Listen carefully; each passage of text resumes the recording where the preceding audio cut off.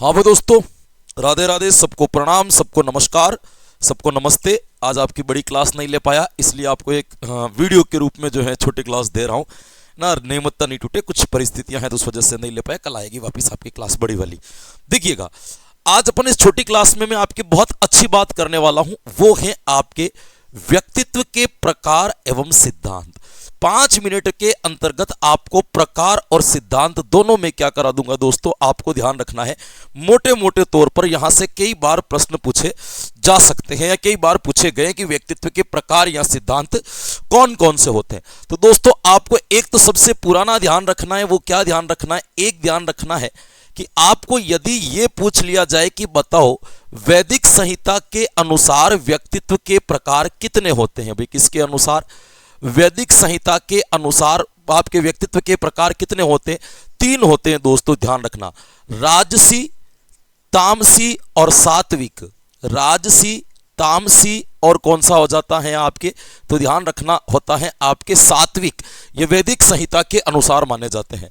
आपको ये भी पूछ ले कि बताओ चलो आयुर्वेद के अनुसार जो है आपके व्यक्तित्व के प्रकार कितने होते हैं, तो आपको ध्यान रखना आयुर्वेद के अनुसार भी 3 होते हैं, वात, पीत और कफ। ये आपको ध्यान रखना है। फिर आपको पूछा जा सकता है कि बताओ हिपोक्रेट्स के अनुसार व्यक्तित्व के कितने प्रकार होते हैं। हिपोक्रेट्स ने व्यक्तित्व के कितने प्रकार बताए? ये पहला मनोवैज्ञानिक सिद्धांत था हिपोक्रेट्स। हिपोक्रेट्स ने आपके बताए द्रव्य के आधार पर वर्गीकरण किया था। और कौन कौन से बताए? एक तो बताया इन्होंने लाल पीत, एक बताया इन्होंने आपके काला पीत, एक बताया इन्होंने आपके पीला पीत और एक बताया इन्होंने कफ या श्लेष्मा। पीला पीत है ना, पीला पीत। और एक कौन सा बताया? आपके कफ या इसको अपन क्या कहते हैं? तो क्या कहते हैं अपन? श्लेष्मा। इसके बाद आपको पूछ सकते हैं कि बताओ क्रेशमर के अनुसार। तो ध्यान रखना, क्रेशमर ने शारीरिक दशा के आधार पर वर्गीकरण किया था। क्रेशमर ने किसके आधार पर किया था? शारीरिक दशा के आधार पर। कितने प्रकार बताए? तो क्रेशमर ने 4 प्रकार बताए थे। कौन कौन से बताए थे? याद रखिएगा। एक तो होता है आपके एथलेटिक, एक बताया इन्होंने पिकनिक, एक बताया आपके एस्थेनिक और एक बताया डाइप्लास्टिक। डाइप्लास्टिक ये आपके किसके प्रकार माने जाएंगे? ये आपके क्रेशमर के प्रकार माने जाएंगे। फिर आपको पूछ ले कि बताओ शेल्डन का सिद्धांत क्या कहता है। तो ध्यान रखना, शेल्डन ने भी शारीरिक दशा के आधार पर 3 प्रकार बताए। कौन कौन से बताए? एक तो बताया आपके एंडोमॉर्फी, एक बताया आपके मेसोमॉर्फी और एक बताया आपके एक्टोमॉर्फी। ये भी आपको क्या रखना है मेरे दोस्तों? ध्यान रखना है। उसके बाद में आपको आपको पूछ लिया जाए कि बताओ कोर्ल जुंग के अनुसार कितने प्रकार होते हैं। तो युंग या जुंग के अनुसार पूछ ले। ये मनोवैज्ञानिक वर्गीकरण कहलाता है, साइकोलॉजिकल टाइप्स कहलाता है। इसने 2 बताए केवल।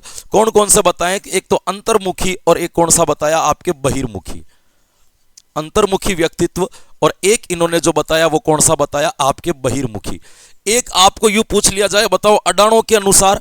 तो ध्यान रखना, अडानो ने आपके 2 प्रकार बताए थे।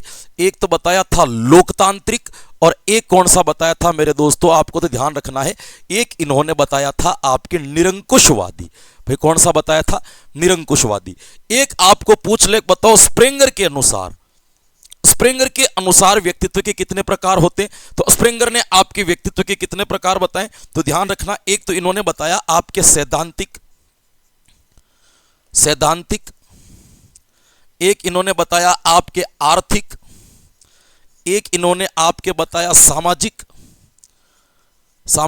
एक इन्होंने बताया आपके कलात्मक, है ना। ये इनके प्रकार है। किसके अनुसार पूछ लें आपको? स्प्रेंगर के अनुसार पूछ ले तो आपको क्या रखना है मेरे दोस्तों? ध्यान रखना है। इसके बाद में आपको पूछ ले तो एक इन्होंने बताया था आपके धार्मिक और एक धार्मिक, एक आपके बताया धार्मिक और धार्मिक के बाद में एक आपके बताया था सौंदर्यात्मक। ये कलात्मक और सौंदर्यात्मक लगभग आपके एक जैसे ही होते हैं। तो ध्यान रखना, सौंदर्यात्मक और कलात्मक आपको पूछ ले तो ये एक ही है। या तो सौंदर्यात्मक करना है या फिर कलात्मक करना है। कलात्मक हटा दो बोले ना, सौंदर्यात्मक याद रहने दो। तो सैद्धांतिक, आर्थिक, सौंदर्यात्मक, सामाजिक और इसके बाद में 2 आपके और याद रखने, एक धार्मिक और एक राजनीतिक। ये आपके किसके कहलाएंगे? ये कहलाएंगे स्प्रेंगर के। एक ऐसा का ऐसा प्रकार आपको और पूछ सकता है, वो है हॉलैंड के अनुसार। भाई किसके अनुसार पूछ ले आपको, बताओ हॉलैंड का सिद्धांत क्या कहता है? तो हॉलैंड का सिद्धांत जो बना था वो भी आपके स्प्रेंगर की तरह ही इसका क्या किया गया था दोस्तों, निर्माण किया गया था। एक व्यक्तित्व होता है इसके अंदर यथार्थवादी, एक होता है आपके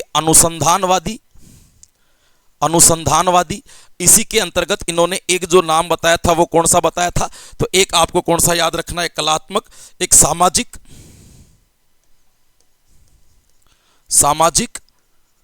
एक इन्होंने जो बताया था वो कौन सा बताया था? आपके उद्यमशील, है ना। आपको पूछ ले कि बताओ हॉलैंड के अनुसार प्रकार कौन सा है, तो एक आपको ये ध्यान रखना है, 1 2 3 4 5, एक इसका और है रूढ़िवादी या रूढ़िगत।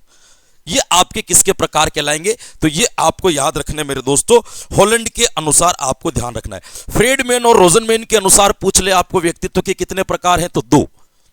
फ्रेडमैन और रोजनमैन के अनुसार आपको पूछ ले तो कितने याद रखने हैं? 2। कौन कौन से? टाइप ए और टाइप बी। ये हो गए आपके व्यक्तित्व के सिद्धांत। एक बार रिवीजन करवा दूंगा, भले 1 मिनट ज्यादा लगेगा, कोई दिक्कत नहीं है ना। देखो, वैदिक संहिता के अनुसार राजसी, तामसी, सात्विक। आयुर्वेद के अनुसार वात, पित्त, कफ। हिपोक्रेट्स के अनुसार लात, पित्त, काला पित्त, पीला पित्त, कफ। क्रेशमर के अनुसार एथलेटिक, पिकनिक, एस्थेनिक, डायप्लास्टिक। सेल्डन के अनुसार एंडोमार्फी, मेजोमार्फी, एक्टोमार्फी। जुंग के अनुसार अंतर्मुखी, बहिमुखी। अडानो के अनुसार लोकतांत्रिक और आपके निरंकुशवादी, है ना। इधर आपके स्प्रेंगर के अनुसार सैद्धांतिक, आर्थिक, सामाजिक, धार्मिक, राजनीतिक और सौंदर्यात्मक। हॉलैंड के अनुसार यथार्थवादी, अनुसंधानात्मक, कलात्मक, सामाजिक, उद्यमशील और रूढ़िगत। फ्रेडमैन या रोजनमैन के अनुसार टाइप ए और टाइप बी। ये आपके व्यक्तित्व के प्रमुख सिद्धांत और ना, जिसके लिए 5-7 घंटे पड़े थे उसको मैंने 5-7 मिनट के अंदर क्लियर करवा दिया। तो आपको आशा है कि शॉर्ट क्लास अच्छी लगी होगी, एकदम शॉर्ट एंड स्वीट तरीके से आपका रिवीजन भी हो जाता है। नेक्स्ट बार फिर मिलेंगे ऐसी संक्षिप्त क्लास में, तब तक के लिए thank you so much. Radhe Radhe, जय हिंद।